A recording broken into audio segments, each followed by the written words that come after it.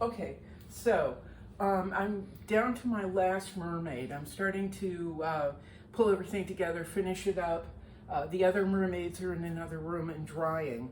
And also, I'm allowing them to stay in there for a while so I can pull them out and see them with fresh eyes again and maybe see what I think I'm missing. I've got a good clue on what's missing on a couple of them that are going to help pull them together, tie them together, make them more balanced, make them feel more real-ish, as real-ish as my work gets.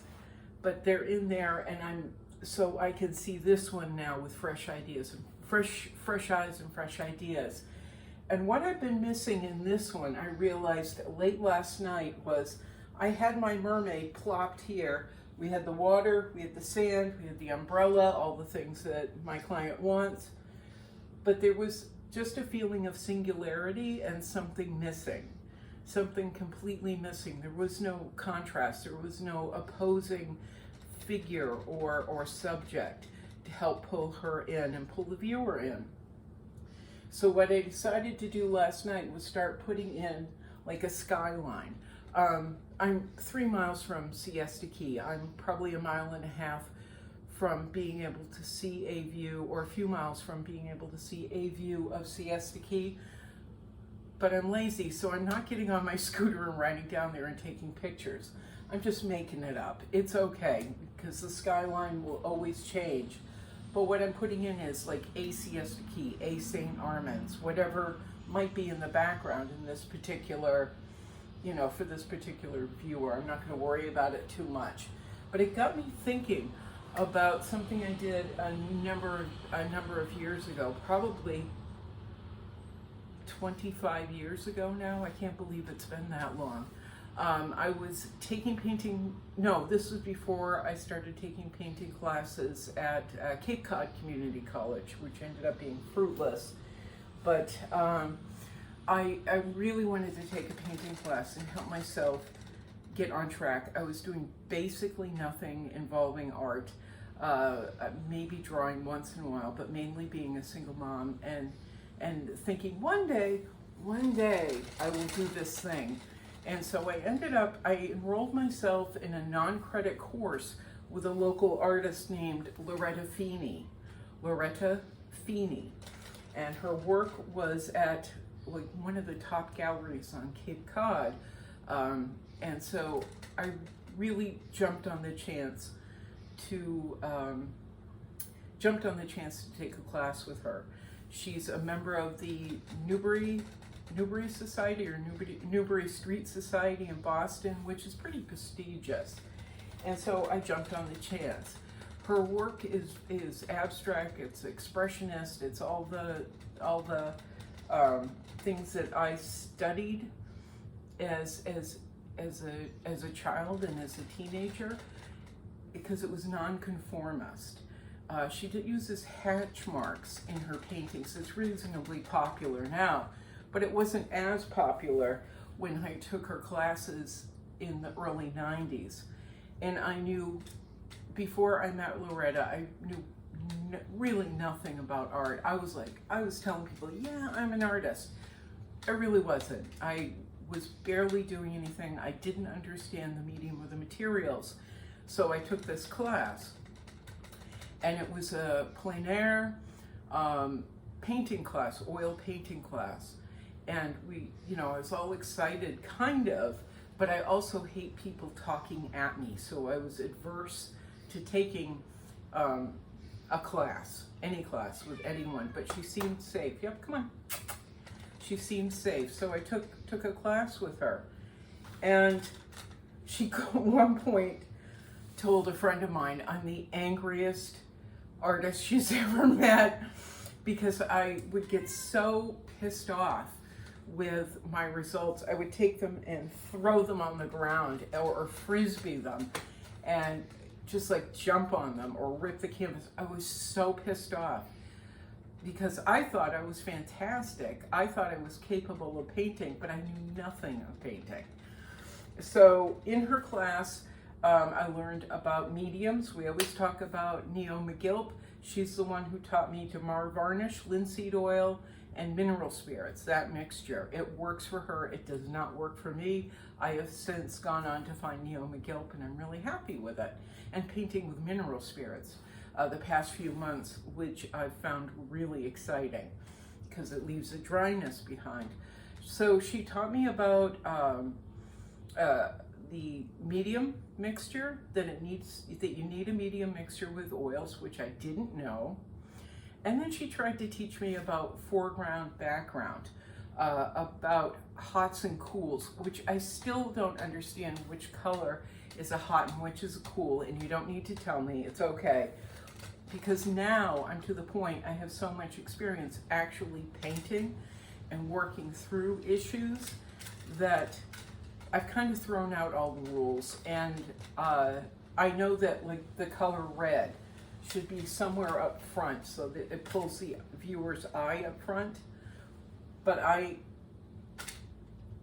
find it more fun to put reds in the background, to put the color that's supposed to pull you to the forefront in the background. I just find it more interesting.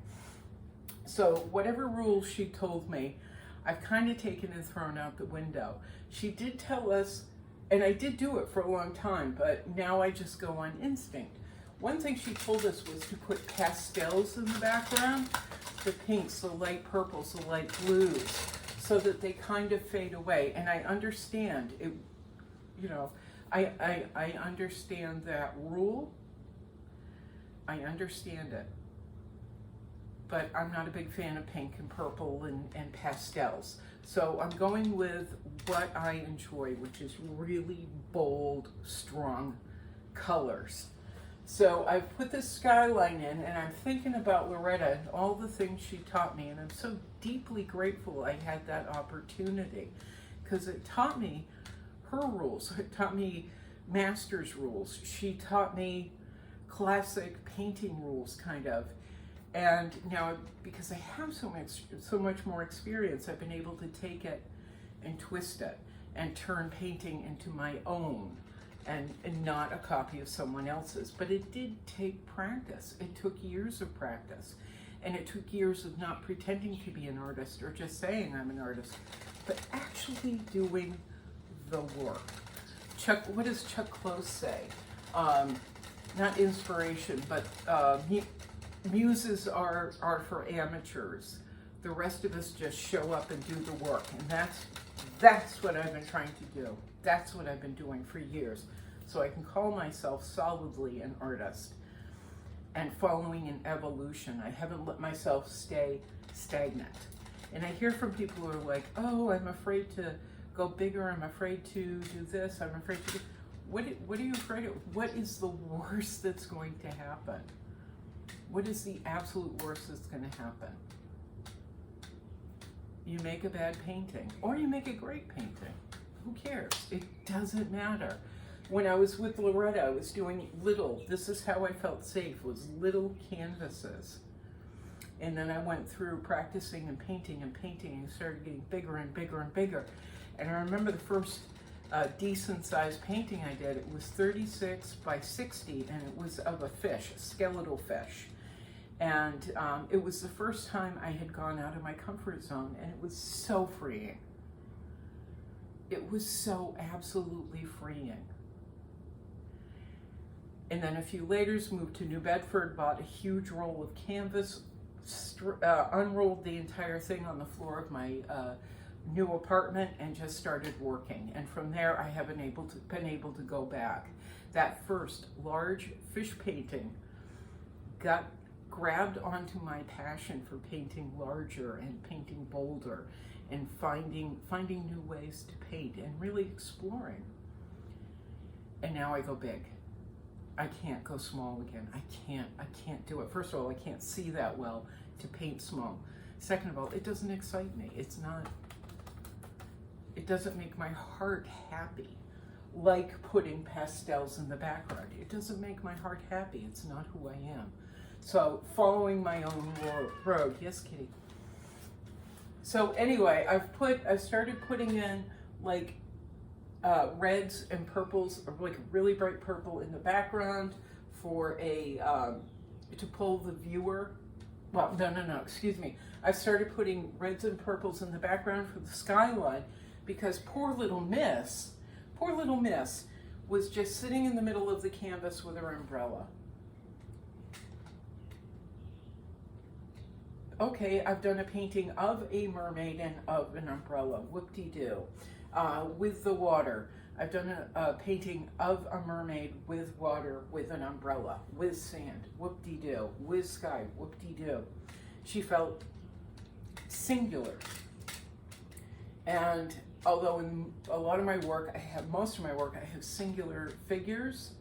In this particular instance, with this particular client, we need a little bit more. So I put in the reds because this expresses people. This expresses community in the background, and that they could see her. I mean, this is my thinking, that they could know she's here, but they don't. And I just love the idea that there are people living their lives in the background, not knowing there's a mermaid on the beach. I know I'm reading a lot into it, but this is my feeling, is I've got to have a contrast. I have to have her tethered to something, tethered to an opposing idea. And that's what this is, the skyline is. It is an opposing idea. This is community, this is business, this is neighborhoods. And then we have our mermaid. So that's what I've been working on.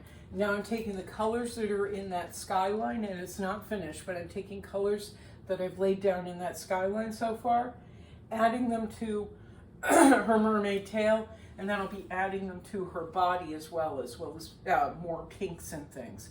Someone asked me why I use teals and blues and in all my portraits and figures. And as I've said before, it's because I want to eliminate race. I want to eliminate race and skin tone as being one of the sole subjects of any of my paintings.